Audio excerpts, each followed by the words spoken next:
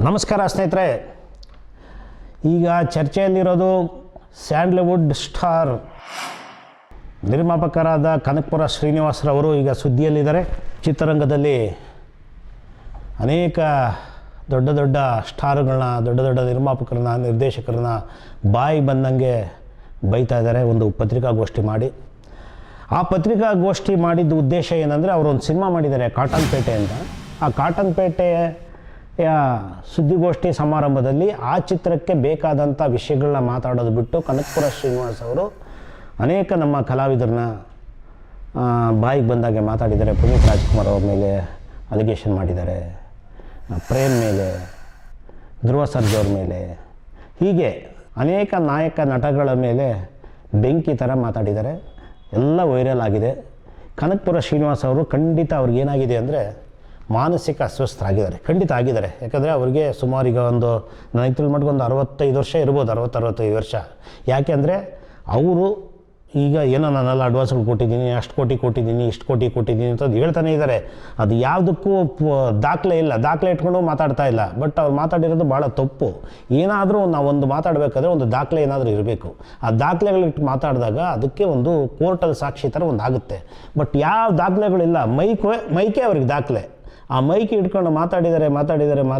ಅದು ಯಾವ ಲೆವೆಲ್ಲು ಅಂದರೆ ಒಂದು ಗೌರವ ಅನ್ನೋದಿಲ್ಲ ಯಾರಿಗೂ.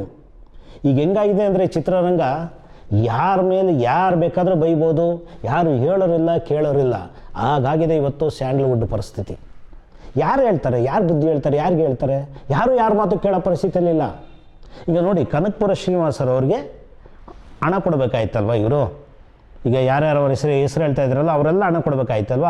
ಇದನ್ನು ತಗೊಂಡೋಗಿ ಒಂದು ಕಾಪಿನ, ಈಗ ಅವರು ವೈಟಲ್ಲಿ ಏನಾರ ಬ್ಯಾಂಕ್ ಥ್ರೋ ಏನಾರ ಮಾಡಿದರೆ ಅದು ತಗೊಂಡೋಗಿ ದಾಖಲೆ ಕೊಡಬೇಕು. ಎಲ್ಲಿ ಕೊಡಬೇಕು? ಫಸ್ಟು ನಾವು ಚಿತ್ರರಂಗದಲ್ಲಿ ಹೋಗೋದು ವಾಣಿಜ್ಯ ಮಂಡಳಿಗೆ ಹೋಗ್ತೀವಿ, ಕಲಾವಿದರ ಸಂಘಕ್ಕೆ ಹೋಗ್ತೀವಿ, ನಿರ್ದೇಶಕರ ಸಂಘಕ್ಕೆ ಹೋಗ್ತೀವಿ, ನಿರ್ಮಾಪಕರ ಸಂಘಕ್ಕೆ ಹೋಗ್ತೀವಿ. ಅದು ಸಿನಿಮಾದವರಾಗಿ ಇದು ಯಾವುದೂ ವರ್ಕ್ ಆಗಿಲ್ಲ ಅಂದಾಗ ಆಮೇಲೆ ಹೊರಗಡೆ ಕೋರ್ಟು ಕಚೇರಿ, ಆಮೇಲೆ ಬೇರೆ ಹೊರಗಡೆ ಬರುತ್ತೆ.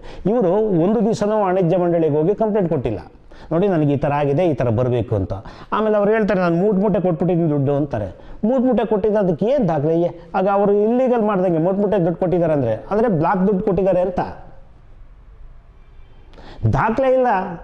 ಈಗ ದುಡ್ಡು ಕೊಟ್ಟರೆ ದಾಖಲೆ ಬೇಕಲ್ವಾ?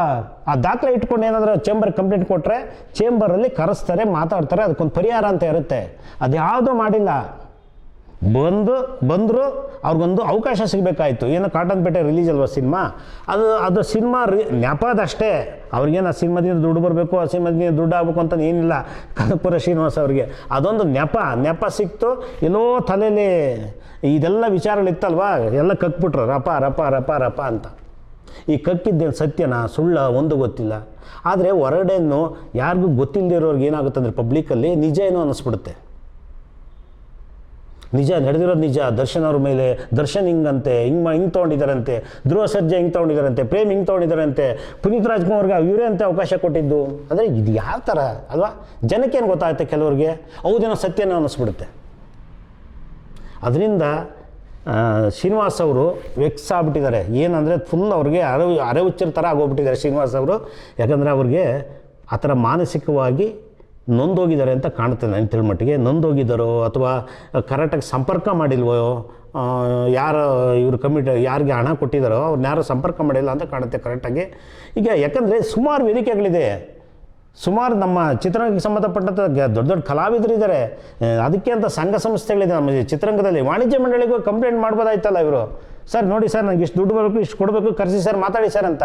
ಅವಾಗ ಮಾತಾಡಿರೋರು, ಅವಾಗ ಗೊತ್ತಾಗಿರೋದು ಯಾರು ತೊಗೊಂಡಿದ್ದಾರೆ ಯಾರಿಲ್ಲ ಅಂತದ್ದು ಅವಾಗ ಚರ್ಚೆ ಆಗಿರೋದು. ಈಗ ನಿಮ್ಮ ಮಾತು ಯಾರು ನಂಬ್ತಾರೆ? ದಾಖಲೆ ಬೇಕು ತಾನೆ. ಈಗ ನೀವು ಹೇಳ್ತಿರೋದು ನಾನು ಮೂಟೆ ದುಡ್ಡು ಕೊಟ್ಟೆ ಅಂತೀರಾ, ಅಕೌಂಟ್ ಥ್ರೋ ಕೊಟ್ಟಿರೋದು ಲೆಕ್ಕ ಇರುತ್ತೆ. ನೀವೇನು ಕೊಟ್ಟಿದ್ದೀರಾ, ಏನು ಮಾಡ್ತೀರಾ ಅಂದ್ಬಿಟ್ಟು. ಅದಕ್ಕೆ ಕೆಲವರೆಲ್ಲ ಕ್ಲಾರಿಫಿಕೇಷನ್ ಕೊಟ್ಟಿದ್ದಾರೆ. ಈಗ ನೀವು ಮೂಟೆ ಕೊಟ್ಟಿದ್ದೀನಿ ಅಂತಲ್ಲ, ಆ ಮೂಟೆ ಕೊಟ್ಟದ್ದು ನಿಮಗೆಲ್ಲಿ ದಾಖಲೆ ಬಂತು? ನಿಮಗೆ ಎಲ್ಲಿಂದ ಬಂತು ಆ ಮೂಟೆ ದುಡ್ಡು?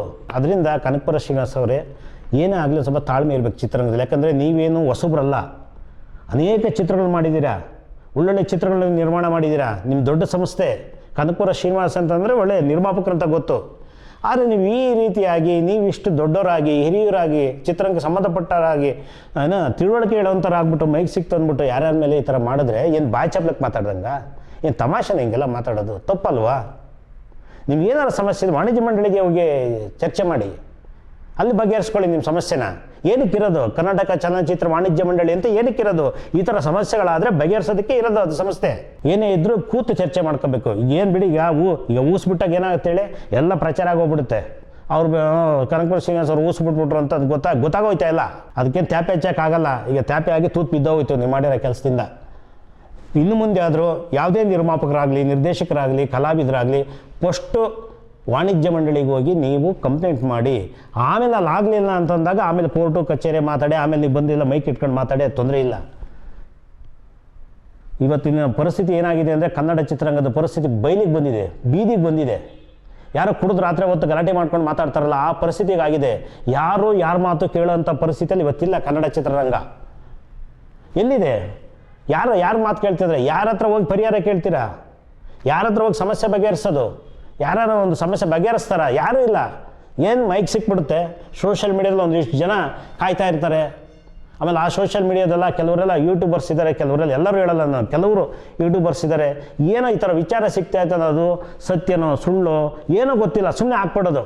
ಅವ್ರು ಹಂಗಂದ್ರೆ ಅಂತಂದರೆ ಡ್ಯಾಶ್ ಏನೋ ಅಂದರೆ ಅದೇನೋ ಡ್ಯಾಶ್ ಅಂತ ಹಾಕ್ಬಿಡೋದು. ವಿಮರ್ಶೆ ಮಾಡಬೇಕು. ಯಾಕಂದರೆ ಯೂಟ್ಯೂಬರ್ಸ್ ಯಾರು ಶೂಟ್ ಮಾಡ್ತಾ ಇರ್ತೀರೋ ಸಿನಿಮಾ ಚಿತ್ರರಂಗಕ್ಕೆ ಸಂಬಂಧಪಟ್ಟಿದ್ದು ಶೂಟ್ ಮಾಡಿ. ನಾವು ಪಬ್ಲಿಸಿಟಿಗೆ ಇರೋದು, ಪ್ರಚಾರಕ್ಕೆ ಇರೋದು ಓಕೆ. ನಿಮ್ಮಿದಕ್ಕೋಸ್ಕರ ಫಸ್ಟ್ ಕ್ಲಾರಿಫಿಕೇಷನ್ ಮಾಡಬೇಕು. ಯಾಕಂದರೆ ನಿಮಗೂ ಒಂದು ಜವಾಬ್ದಾರಿ ಇದೆ, ಸಮಾಜದಲ್ಲಿ ನಿಮಗೂ ಜವಾಬ್ದಾರಿ ಇದೆ. ಆ ಜವಾಬ್ದಾರಿನ ನೀವು ವಹಿಸ್ಕೊಂಡು ತಪ್ಪೇ ಅದು ಒಳ್ಳೆಯದು ಅಂತ ಒಂದು ಪ್ರಚಾರ ಮಾಡಿ. ಸುಮ್ಮನೆ ಏನೋ ನಿಮ್ಮ ಚಾನಲ್ಗೋಸ್ಕರ ನಿಮ್ಮದೇನೋ TRP ಬರೋದಕ್ಕೆ, ನೀವೇನೋ ಯೂಟ್ಯೂಬರ್ಸ್ ವ್ಯೂವರ್ಸ್ ಜಾಸ್ತಿ ಆಗೋದಕ್ಕೆ ಈ ಥರ ಎಲ್ಲ ಮಾಡೋಕ್ಕೆ ಹೋಗಬೇಡಿ.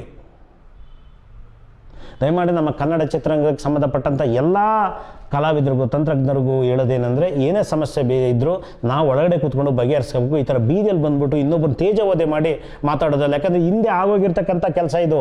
ಹಿಂದೆ ಆಲ್ರೆಡಿ 4-5 ವರ್ಷ ಹಿಂದೆ ಆಗಿರ್ತಕ್ಕಂಥ ಕೆಲಸ. 4-5 ವರ್ಷ ಆದರೂ ಯಾವತ್ತೂ ಮಾತಾಡ್ದಿರ ಕನಕಪುರ ಶ್ರೀನಿವಾಸ್ ಇವತ್ತು ಬಂದು ಮಾತಾಡ್ತಾರೆ, ಏನರ್ಥ? ಆ ಭಗವಂತನೇ ಬಲ್ಲ. ದಯಮಾಡಿ ಮುಂದೆ ಯಾರೂ ಕನಕಪುರ ಶ್ರೀನಿವಾಸ್ ಥರ ಮಾಡೋಕ್ಕೆ ಹೋಗಬೇಡಿ. ನಮಸ್ಕಾರ.